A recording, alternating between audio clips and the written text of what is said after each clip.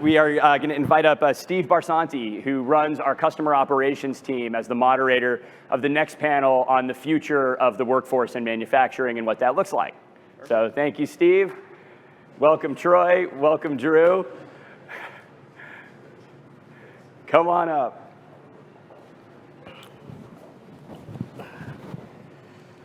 All right. You ready? Let's get it. So we are going to be talking about the workforce of the future in this panel. But before we dive into that, I want to do some introductions. First, we have the train. We'll let that pass for a second. But second, we have Drew and Troy. Do you guys want to introduce yourselves? Absolutely. Actually, I want to introduce Troy. No, I'm just playing. So, I'm Drew Crow. I am the founder of the New American Manufacturing Renaissance.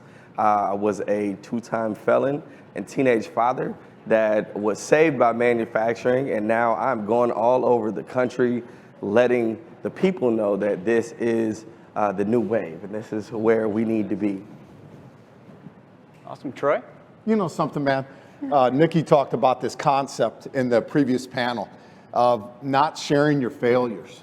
And isn't it cool that you can share a failure like that and look at all these kids that you interact with on a daily basis and go, I've been there. Now follow me. Yeah. That's cool. So I'm Troy Nix. I've been in manufacturing for 30 years, started out in the military. One of the best training organizations is our United States military. And then got into association management. We have about 1,000 companies under our umbrella that are starving for this type of innovation, that are starving for creative workers. And so let's get it on, Steve. Let's awesome. Go, man. Yeah, and so I'm Steve Barsanti. I'm the Director of Customer Operations. I run our deployment team as well as customer support here at Rapid, and I've been with the company for about 3.5 years. All right, so let's dive into this. We're going to start by just talking about the labor problem, which everyone is aware of, so we don't need to go into a ton of detail, but I'll start with some data. Based on research by Deloitte and the Manufacturing Institute, by 2030, they expect 2.1 million factory jobs that could remain unfilled. So does that track with what you are seeing?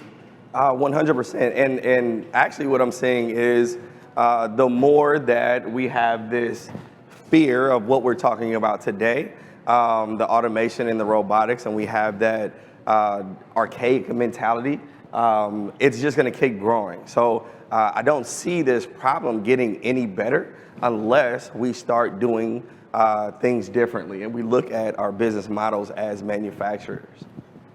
I'd agree. And Steve, I talked to you. My short answer is yes. It's not going away. If you look at what the Small Business Administration categorizes as a small business, anything below $38.5 million in sales. There are 597,000 companies like that. About 3 weeks ago, I took a snapshot of one of my associations, and I looked at the number of job openings over 200 companies, and it is phenomenal. Most of the companies have between 5 and 10 openings. They're smaller companies. If you just multiply 10 by 597,000, we got 5 million openings. Yeah. So I think Deloitte, and they're really smart people, yeah. I think they're underestimating the problem, to be honest with you. But now it's the concept, and I talk about this all the time with my manufacturers and my C-level leaders, is the concept of it's here, it's not going away. What are we going to do about it? And right. I had a great conversation with the president of a company yesterday, a plastics injection molding company, and he has 2 facilities. And the concept of grow your own is here.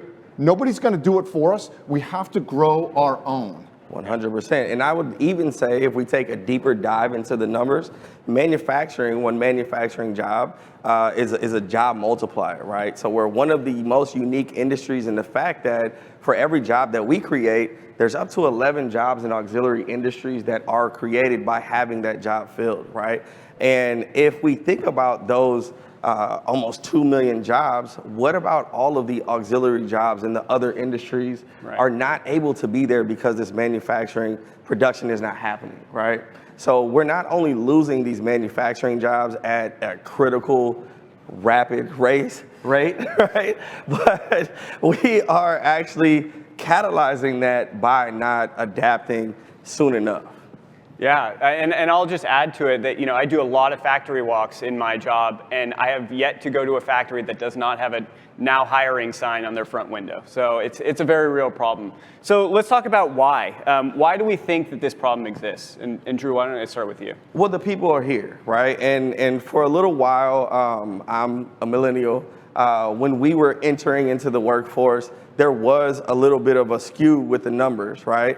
Because there were so many people in previous generations that there were simply more jobs than people, right? Right. But with Generation Z, we've got the screenagers now, right? And the screenagers are refilling those make gaps. that up? Yeah, I like That's pretty good. so the screenagers are they're multiplying. They're the next large generation after the baby boomers. So the people are here, right? But we're so apart mentally and physically a lot from these jobs and from entering into these jobs that we either don't know that they exist or we don't know, you know, how to get them, right? And so what we need to do to be able to, you know, close that gap, so to speak, is, you know, start adapting the things that the screenagers like, which is the tech, which is the innovation. Majority of them want to work in jobs that are tech-centric, right? As a millennial, we were the group that adopted technology into our lives and we started making apps. We started, you know, using our phones more. But the screenagers have actually integrated technology into every single thing that they do. They wear it. They, you know, call ride shares. The work that they work is according to technology. They work when they want to. You can turn Uber on or whatever it is, gig economy, right? And that's what we're competing against. So we've got to say, how do we take the people that integrated tech and look for it in the way that they work, in the way that they live, and adapt it into what we do right now to give them the jobs that they want and the jobs of the future. These are the jobs of the future. These are the 21st century skills, but they're not going to do it if they don't see the technology that they're used to having in their life. Yeah. Troy, why do you think this is a problem? It's that concept where I've talked to many business leaders and they ask, where have all the people gone? Right. Where have they gone? So I think in the last 2 years, when we went from 20 to 22, I think there were like 3 million people that just simply evaporated. They exited the workforce. And it's this concept of when you live through what we did in terms of the pandemic, those individuals that were this close to retirement began to see their fate and they said, I got to live life. Right? But then where did the rest of the people go? And it's interesting because there's this thing called, I think, DoorDash and Uber Eats, right? A guy that I've only ordered an Uber like twice in my life, and I had to do it once I got here. I'm like, how do I do this again? Which dates me, man, because I'm not a screenager or whatever you just said. But you're hip, though. There you go. That's cool. That's funny, but so the evolution, where we're going right now is very interesting, but I want to go back to 1993. We had a workforce shortage in 1993. I don't know if anybody remembers this, and you don't, because you weren't around. No. But literally, I came into existence and began the company of the MAP organization around workforce development because we couldn't find workers to fill the pipeline. And I just went back and forth with my president, Glenn Fish of Revere Plastics, and I told him, I said, what's going on? And he goes, the difference in today is back in 1993, there was a pool. Now there's not a pool. So it's this concept now where I look at my daughter. My daughter now is in Hollywood at 22 years of age, and she's in media. That didn't exist 5 or 6 or 7 years ago the way it exists today. She's an influencer, for God's sakes. What is that? And how do you make money? But she is. And I told her the other day, I said, you got to get up and go to work. She goes, Dad, I have a job. I'm like, no, you don't. How are you doing this? But she is. And so it's this concept that I think we have to understand as business leaders is there's a lot of options. And we better make our company sexier than anybody else in our local workforce, or we're going to lose out. Simple as that. And when it comes to marketing and positioning your company, and I'm speaking right now to the audience, if you're not ready right now to have parents and young adults come through your operation because it's not tour worthy, then you need to take a look in the mirror. It should be tour worthy all the time and ready to go. And when anybody comes in, they should walk out and go, wow, I want to work here. Yes. Pure and simple. Amen. Exactly. And I'll say this as well. We are fighting something that's new. We're fighting the gig economy, which we didn't have for ages, right? And it's consistently growing. But what it does is it gives the convenience of work when you want to, how you want to. Don't overexert yourself if you don't need to. And the way that we work is different because of the things that we've created, right? We created the phones. We built them. You know what I'm saying? We created these robots. We built them as machinists, as manufacturers. So let's enjoy the fruits of our labors. And let's use these things that we have now to look at how we have our business model set up. And we can say, with automation and with robots, this person we can have swing shifts. We can now have, remote work 2 days out of the week. And now we can start mimicking or at least catering to the new generation and how they like to work. And it's all set up right here. So it's not only, can we compete? Of course we compete.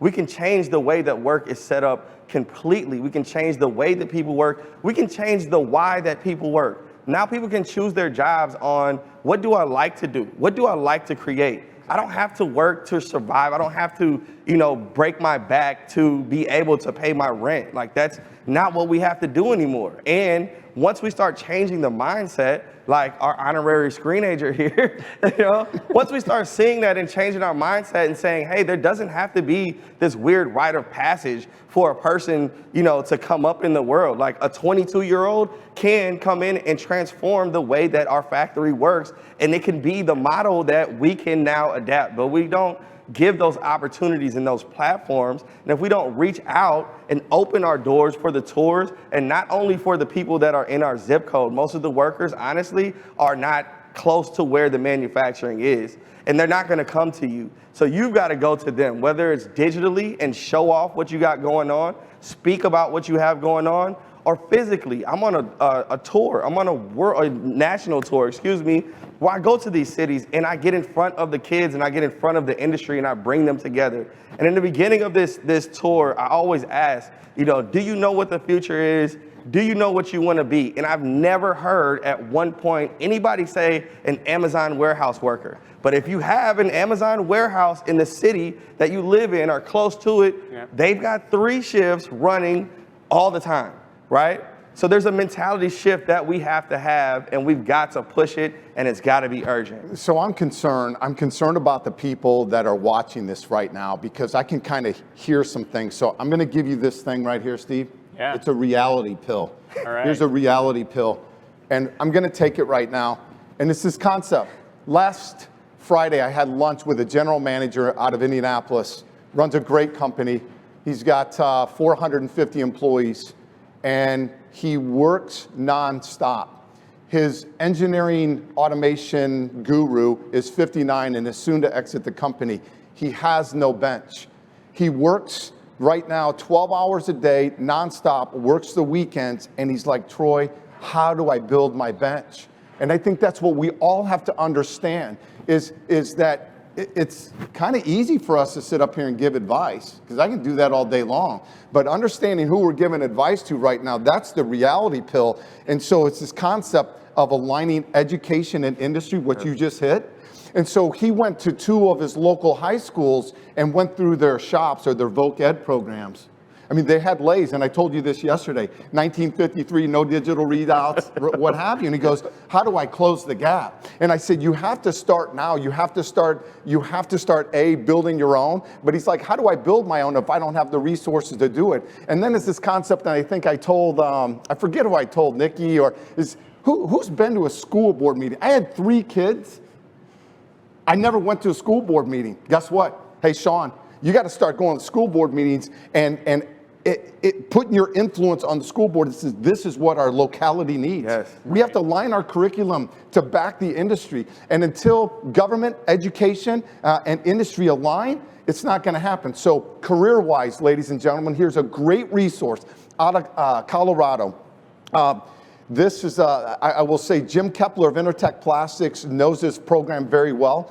His ex-owner actually has helped to create it. Career-wise, in 2017, took 24 professionals to Switzerland, and they studied, and I think I told you this, they studied how they were basically back in manufacturing from an education and career standpoint. They came over and they understood, it's like, oh my gosh, it's a complete alignment. So what they did is, in Colorado, they aligned government, industry, and the educators. And on the front page, you will watch a video. It's like 3 minutes and 36 seconds. And at the very end, the educator said, we have 56,000 kids for you.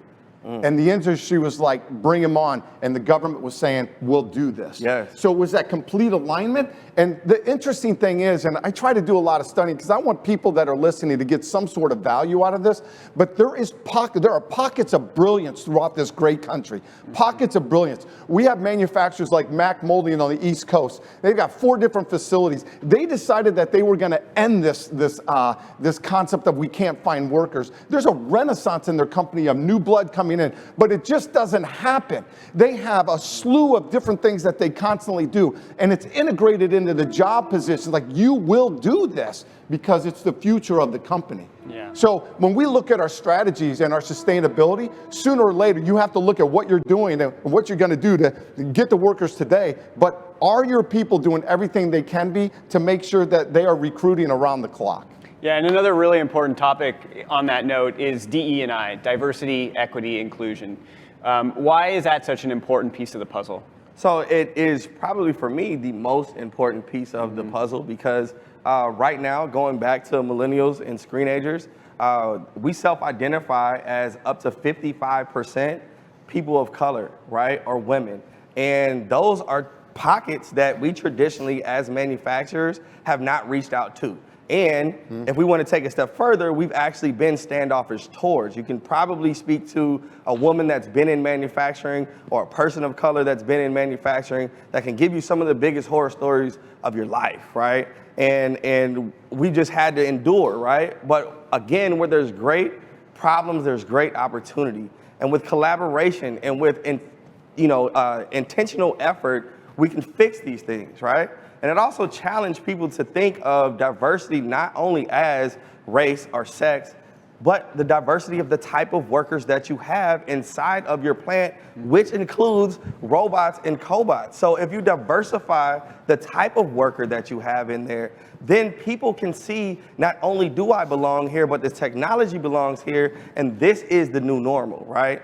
And then for the screenagers, for the millennials, diversity is a lot different. If you ask somebody from, a baby boomer or a traditionalist generation, their idea of diversity is completely different than myself or even my kids, right? Because my kids' classroom looks like a rainbow. It looks like, non-binary people. It looks like, Asian people. It looks like Indian people, Black people, Latin people in one classroom, and they're all collaborating. And that's what their world looks like. That's the world that they want to live in and work in. But because of, systemic things and whatever it is, the people that are typically in the C-suite and the top levels of manufacturing, their classrooms didn't look like that. And maybe one woman in my job or one Black person or one person that's not like me was diverse in my mind. So it's really a mind shift. And it's something that we have to look at across the broad spectrum and understand that diversity doesn't mean probably what you thought it meant, right? And especially for the people that you're looking to attract and the technology that you're looking to attract. And if you want to do it, again, diversity has to mean the type of workers and the type of work that they do. And when we were talking about this morning, you were talking about how it starts with leadership. Do you want to touch on that now? Well, first of all, I just want to say, so when we were scripting this out, and Steve's like, well, Drew, he's got the diversity question. And I was like, well, why? Which is the right answer. Which is the yes, right. Yes. But in all honesty, so this is interesting stats. So if you look at workforce participation right now, the male population in the United States, I think we're at like 78%. The female population is just a hair above 50%. And so just think about the opportunity right there to bring those young minds right into our realm. But something I want to hit on is definitely leadership. Yeah. So when I graduated from West Point in 1987, and I stood in front of my first platoon, I basically had Latinos and African Americans and Caucasians. That was it. That was the makeup of my platoon. To go to war, to do whatever we had to do, to be mission capable, that was it. Nowadays, when these lieutenants, when these brand new second lieutenants are graduating from the academies and they look at their platoon of 64 people, there's 9, 10 different ethnicities that they're staring at. And so it goes to leadership, because sooner or later, we have to understand the backgrounds of each one of those areas. And because if we're leading them, we've got to bring together this pool of diversity. And in the military, we have to do it because we're going to win. So how do you align that? Manufacturing is no different. And it's interesting because it goes to retention and this concept of the revolving door. So we just did a workforce study, it's a wage and salary. We've been doing it for 20 years. If you look at over 210 companies responding to this survey, I have basically 36% of these companies that are experiencing a 25% or more turnover. It's a revolving door. So what do you do about it? And the concept is, so why is it revolving? Let's stop and better understand it. Let's stop and look at that third shift supervisor and how he's interacting with the new people that are coming on, and start to educate him on what true leadership looks like. Give him soft skills, because predominantly that individual, because he was a great operator, got promoted and got promoted again, but he was never given true leadership skills. Maybe he wasn't really ever a leader. You know what I'm saying? Maybe he was just a really good machinist, and they just rewarded him with new titles. And I think that, that's a great point. And you know, manufacturing, especially small to medium-sized manufacturers, have a big problem with nepotism. Have a big problem with, you know, bringing people into positions that in any other industry they probably didn't really earn. And you know, we have a history of that, right? And there's got to be an undoing, right? And people go where they feel accepted. People feel like, you know, they're comfortable, they belong there. And if you go into a plant and, you know, the only people that look like you are the janitors or the operators, you know, then that's a mental barrier, a blind spot where you say, all I'm ever gonna be is a janitor or an operator. There's no point in trying harder. There's no point in going to give my opinion in the board meetings or to my foreman or my supervisor, because they don't understand me, they don't look like me, they don't care, right? But once we start turning this thing around and we open up, you know, our positions and our opportunities to people that look differently, or to people that have different mindsets, and say, yo, I was a great machinist, but I want to be a great leader now. Teach me, let me learn, right? That's when we start to see the retention start to go up and that turnover start to go down. And I'll also say, and this is not, you know, a threat or anything, but we're a different type of generation. And because we have the internet, we've got a lot of barriers that are removed that you guys had to go through to start and climb that ladder. We're not like that anymore. We can get a 3D printer. We can get a robot. We can program these things. Programming language is our second language. So if you don't let us in, we'll be your leader one day, right? So you got to think about it like that. We're not scared of the technology. We're not scared of adapting it. So you can hold out as long as you want to, but I'll hire women, I'll hire Asian people, I'll hire Indian people, I'll hire non-binary people. I know how to work with this technology. And there's a lot of young people that are the same way, that aren't scared to get out here and to make something happen and to fail forward and hop on Instagram and sell our products, hop on Etsy and sell our products. We understand digital workspaces. We understand how to get digital dollars. We understand how to connect with small groups and consumers and all of those things. We know how to market ourselves for cheap, right? So all of these things that you guys, you know, that are in the positions of power are refusing to do or giving some resistance to do, we're not gonna wait really long for you guys to do it. We're gonna start doing it ourselves. So that's actually a perfect segue to our next topic. We talked a lot about manufacturers losing labor to the gig economy or more tech-centric places. What can manufacturers do to keep that talent in-house?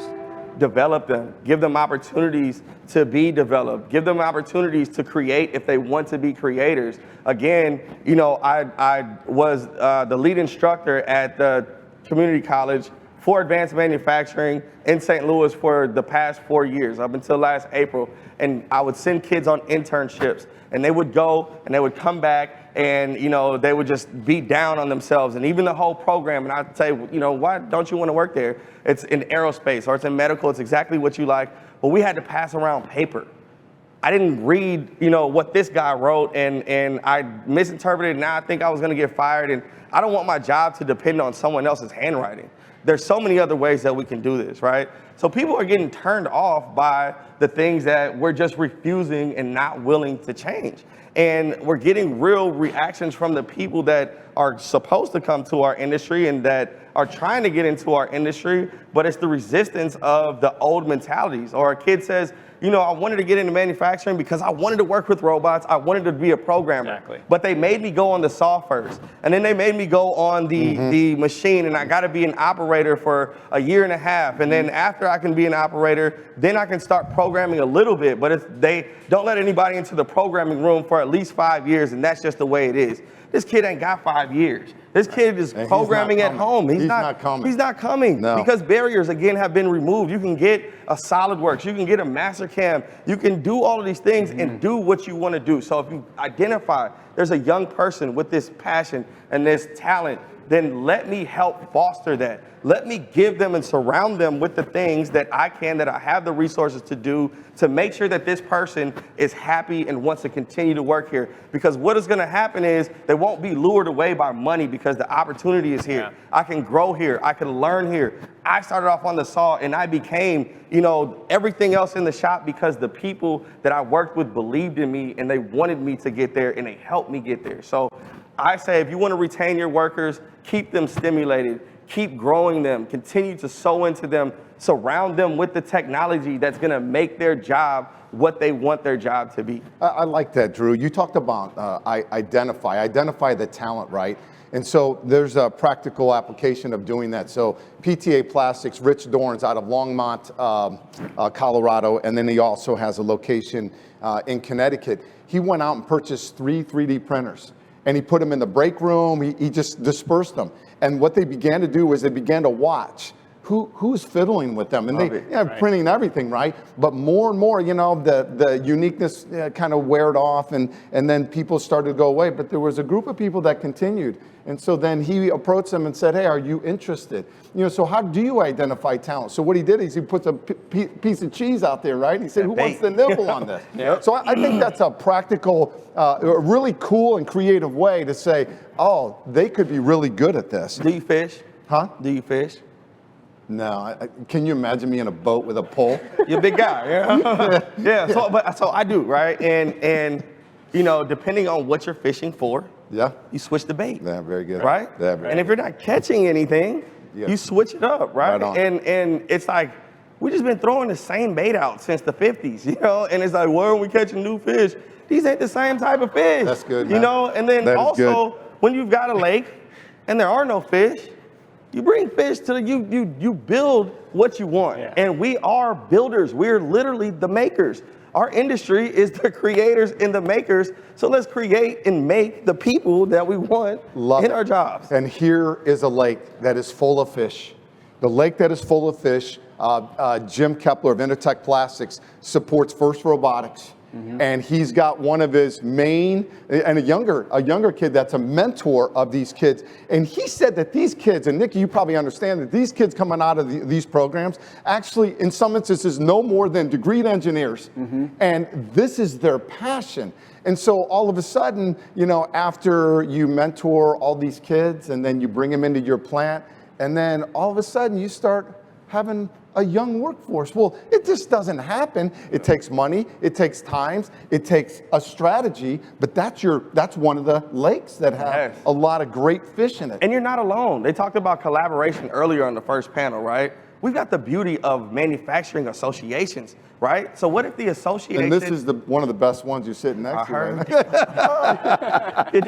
But as an association, you can identify, hey, there's a need in this area. All of our members in this area have this need of, automation and robotics. There's a local tech school. What if we all together pooled our money, donated the robot to the tech school, so then we can, in turn, build this population up? And right next to that robot in this tech school can say donated by the local chapter. And then you've got a free advertisement in that tech school with the kids learning and seeing, oh, I better look for a job in this association, right? So it's not hard. It's not something that is as challenging as we're trying to make it, because manufacturers can unite. We can get together and make this thing a lot easier. They say, how do you eat an elephant? One bite at a time, right? That's right. One bite at a time. Let's stop trying to tackle. And I think it's not just about the young population either, right? We told a story yesterday about Mr. Fu. He was sitting behind a pad printer for 18 years, doing the exact same thing over and over again.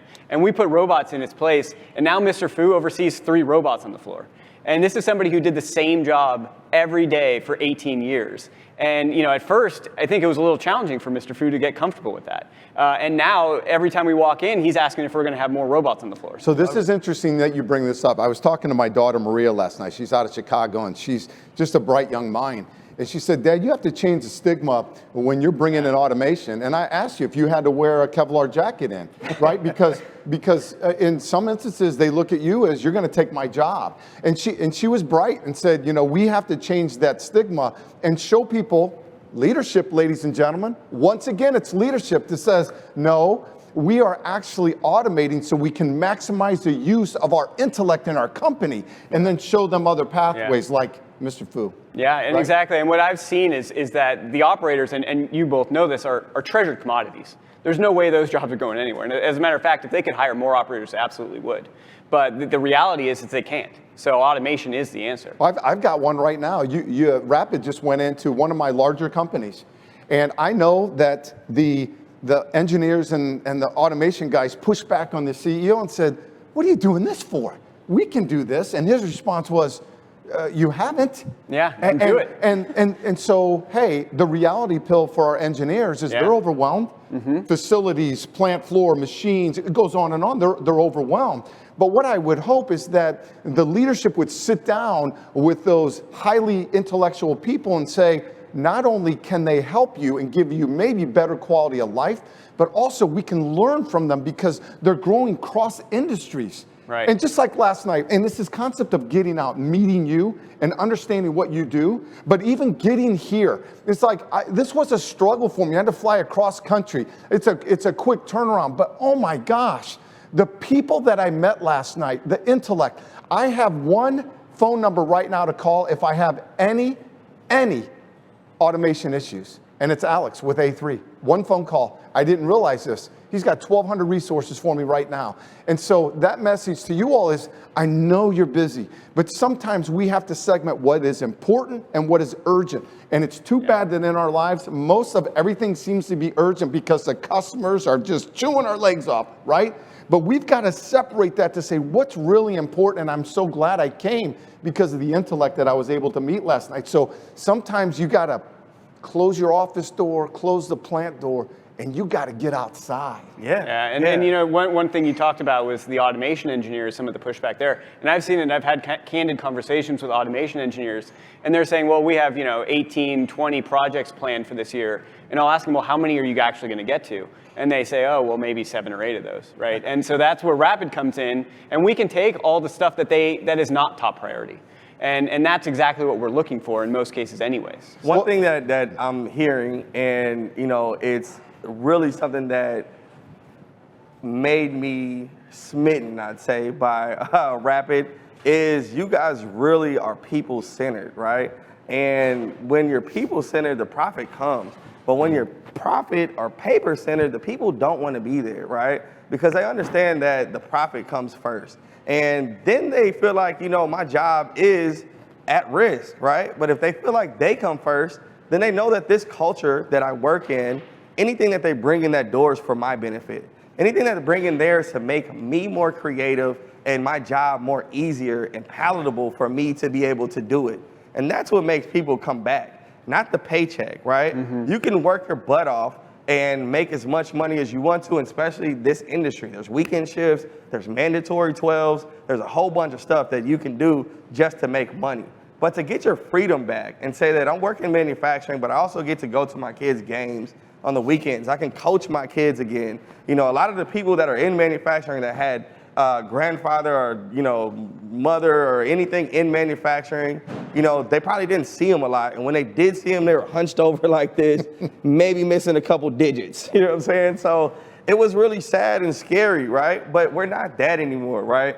And once we can start, you know, once we do start changing that narrative and freeing up people like Mr. Fu to start using his mind instead of his body all the time, then we can start looking at new positions that we can do. We can start looking at, yo, we can take on more orders now. The 17 doesn't even look intimidating anymore because we got more people that can contribute to this, right? I'll also say something else.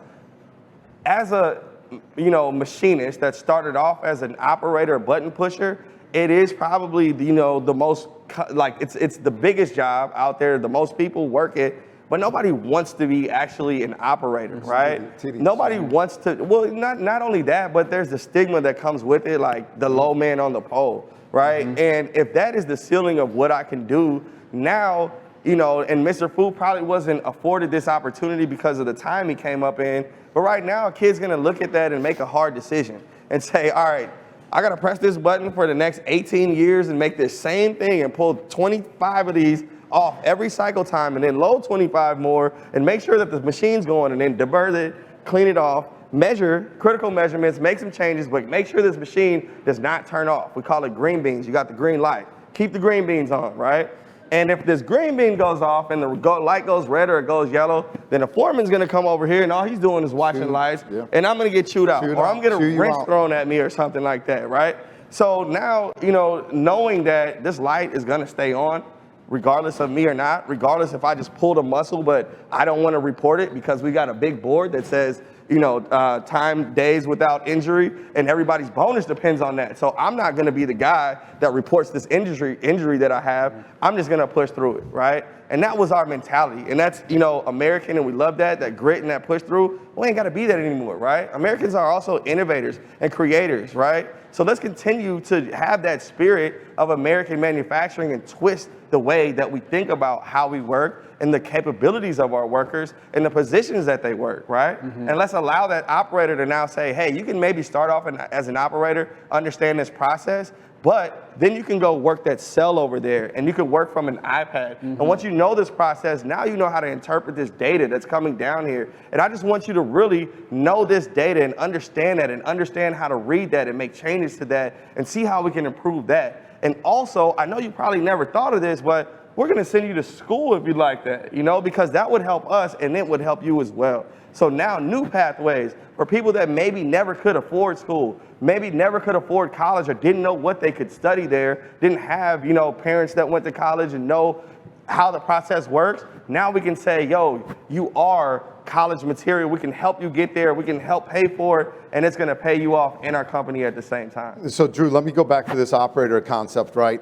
And when you said that, the first thing I thought about was private first class, specialist, sergeant, right? Yeah. And Rapid has a combat veteran on their staff, and so I appreciate his service to our great country, especially in time of war. But when I think about this and I think about the military and the traits that were put into us, it's mission first, people always. Yeah, I love it. Mission first, people always. So it's this concept that, and the operator thing goes all the way back to leadership again. I'm sorry, but it is true. Yeah. And so it's this concept that your people better be fed, right? My private first class, my specialists, they better have food and they better have as many clothes I can put on them when it's really, really cold and try to keep them out of the rain. And it's the same concept, ladies and gentlemen, relative to our culture. And every time I grace the stage and I think about Tammy Barris, West Tech Plastics, a great customer for Rapid. We held an open plant tour about 3 weeks ago, Livermore, California. She runs a phenomenal operation. And when she was doing her download, she's doing a presentation basically talking about her company. And she gets to this montage of people. A montage of all of her people, and she begins to choke up, and it's only her second or third slide. And she said, I'm sorry, I tend to cry a lot, but you know what? That's leadership. Yeah. That's culture. And she said, I don't I don't do it for profit. I do it for these people because they have grandkids and they can go to baseball games, and everything that you said, it was so important. And it was interesting because she has a senior workforce also. And a couple of questions were, how do you retain your senior leaders? And one of them said, well, we can't leave because every time we give her a resignation, she starts crying. So I think that's great for culture. But if you think about it, the bottom line of this is that those operators have to feel that they are the most important piece of the entire pie.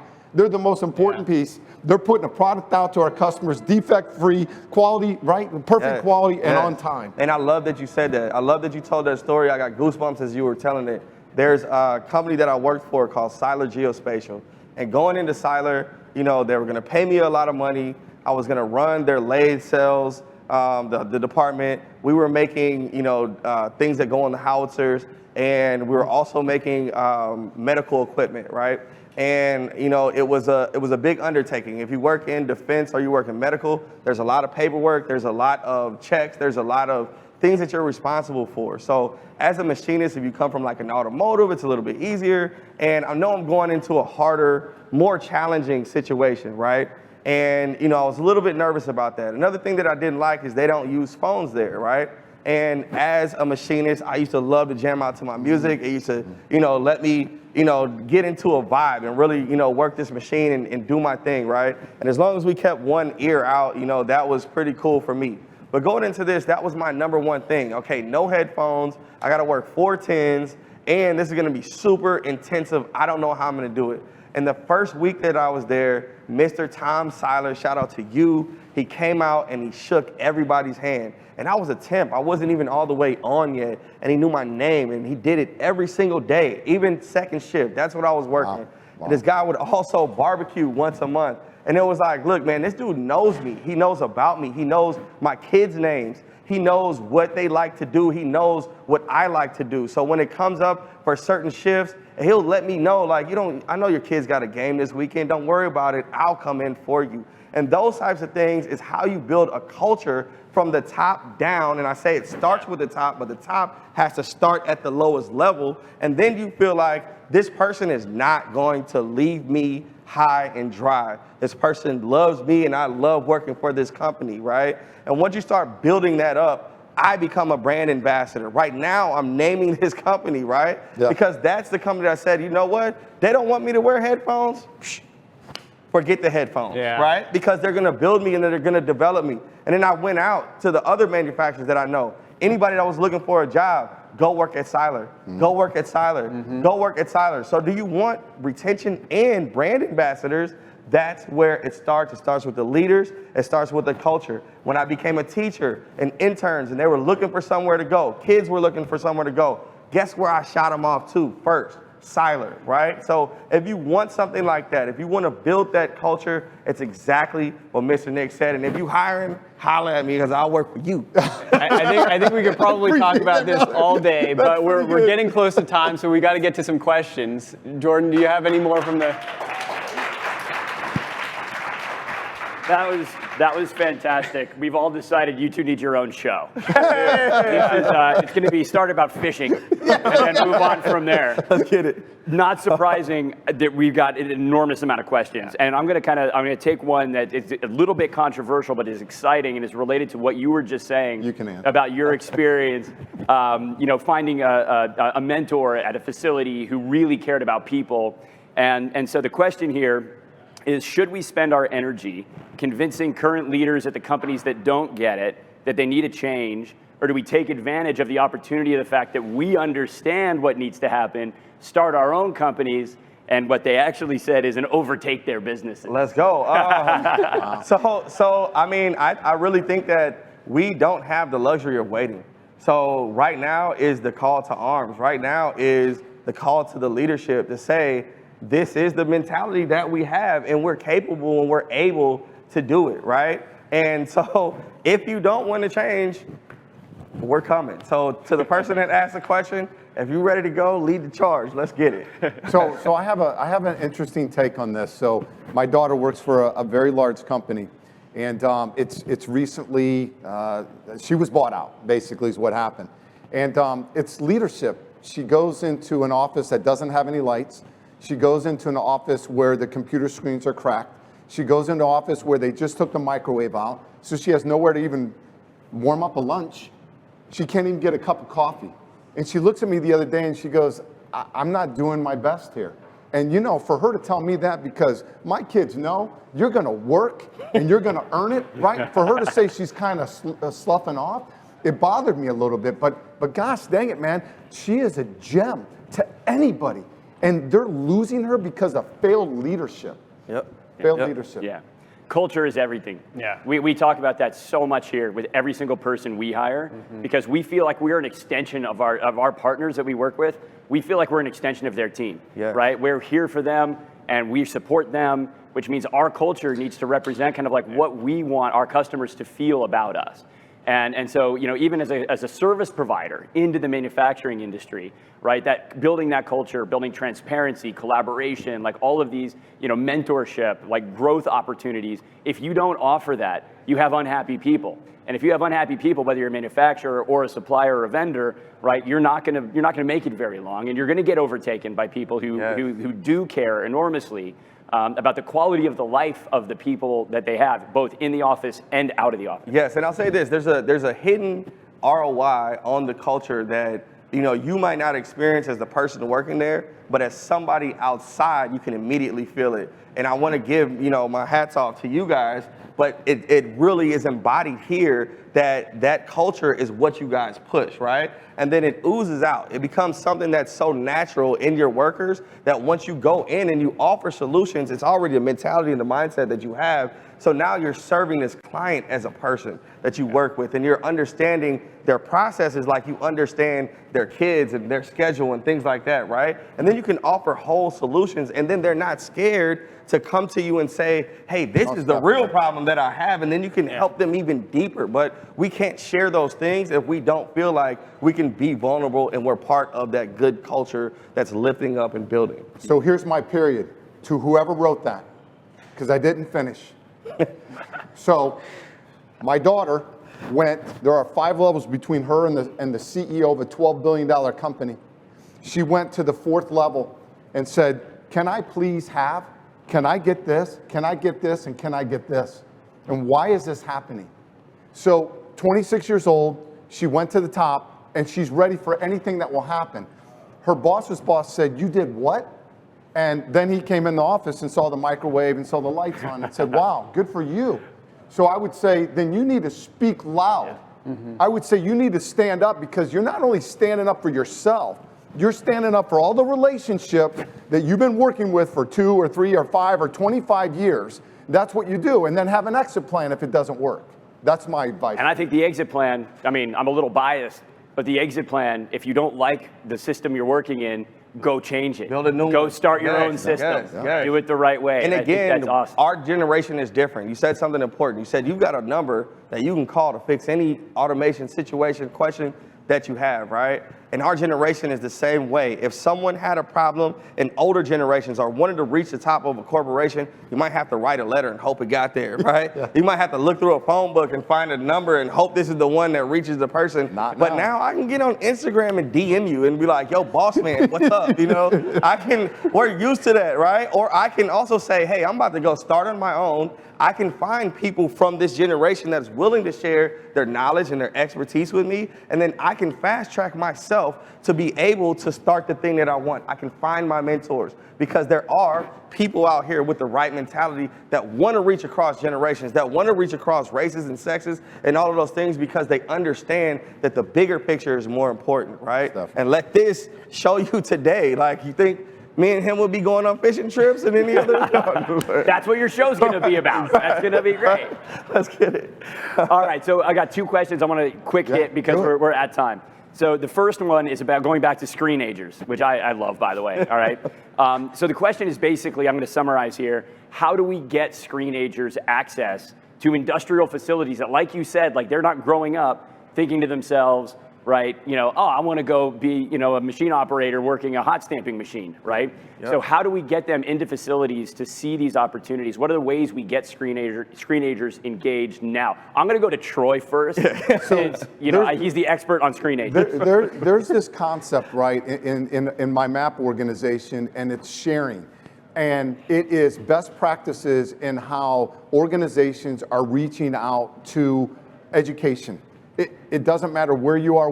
I'm telling you right now that if you want to get these screenagers in, you have to first begin to open up dialogue so you're in the education, you're in the lake where all the screenagers are swimming, right? And then you're dropping really cool bait in the water to where they go, ooh, I get to get out of school to go see this thing. That's right, and that's what you do. But there is, and I'm encouraging anybody, any leader that's on, if you are not interacting with your local educator, you have to, because there's a war. When McDonald's raises their minimum wage in the state of California, they might already be there. I think Tammy said she's already combating $22 an hour. Yeah. Well, sooner or later, it's interesting because I was at a trade show the other day where there was a Fanic robot, and I think they were making basically an Egg McMuffin. Totally with the robot. Yep. So sooner or later, the food industry is going to say, can't afford it anymore. It's out. So maybe that gives us a source of workers. I'm not sure, but 100%. So, and to add to that, what are we doing right now? We're live streaming. We're reaching a ton of people, right?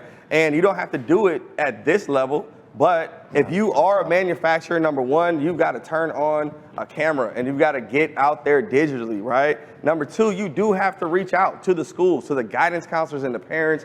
More importantly, a guidance counselor that doesn't know our industry can't tell someone that they're fit for our industry and help them get into our industry if they don't know how to speak to what we do. So teach them how to speak to what they do. They're called mini influencers. Talk to the friends, talk to the guidance counselors. Another thing is, in this lake, in this pond, in this fish-filled situation that we have, they've got TikTok, they've got phones, they're being influenced by everybody else every 5 seconds. So we can't just say, oh, I opened my doors and, nobody came, or I, did one video conference and nobody came. They might be excited on the first video conference, but then when they go home or even on the way to lunch, they saw, twerking dog and they saw, so 10 different things that made them forget about it in that amount of time. So we've got to consistently drop the bait and keep dropping the bait and then drop better bait and better crumbs until they're all the way invested and they're all the way in, and then we can mold them and have them be whoever we want them to be. If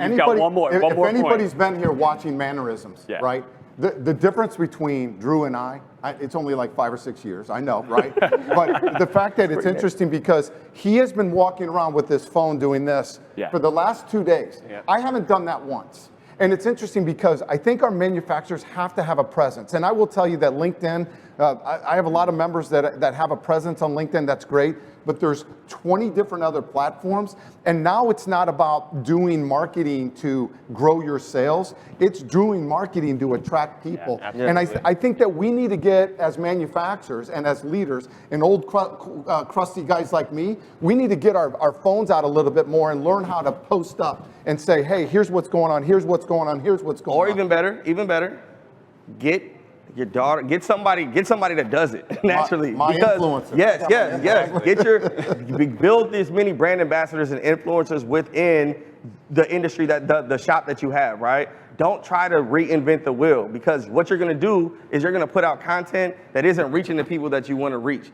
Screenagers, I'm sorry, are not on LinkedIn. You know what I'm saying? So if you want LinkedIn content, put out LinkedIn content and understand I'm looking for maybe millennials here. I'm looking to fill my C-suite positions on LinkedIn. So that video is gonna look one way. But when I hit the TikTok, when I'm looking for kids that wanna work here, I'm gonna make a completely different type of video, maybe from actually the same footage, but it's gonna attract a different type of audience in a different medium that they're gonna be. Right? So you think about the type of content that you're making. I was going viral one night on a dance I did on TikTok, and I made my I don't know if you know this, but so take it down. Yesterday we gave a behind-the-scenes tour to a bunch of people, including Drew and Troy, who got to see the facility. And I'd say 15 minutes after the tour is over, there's a LinkedIn post from Drew that's fully edited and cut footage of his tour of the facility with images and pictures and videos and voiceover and everything. And I'm thinking to myself, like, I'm not that. I'm sort of in between you guys, I think. And I'm like, how on earth did he do that? right?